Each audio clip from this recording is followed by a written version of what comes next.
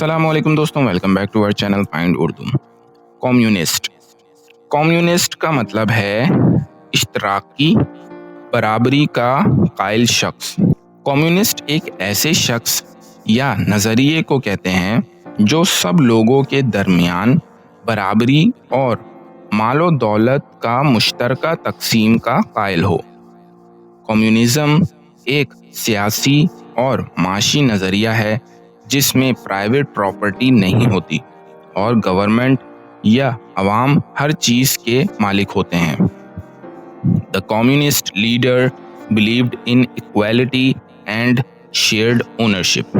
इश्तराकी रहनुमा बराबरी और मुश्तरका मिल्कियत पर यकीन रखता था।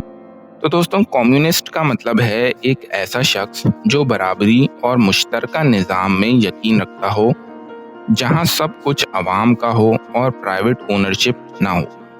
उम्मीद है अब आपको कम्युनिस्ट का मतलब समझ में आ गया होगा।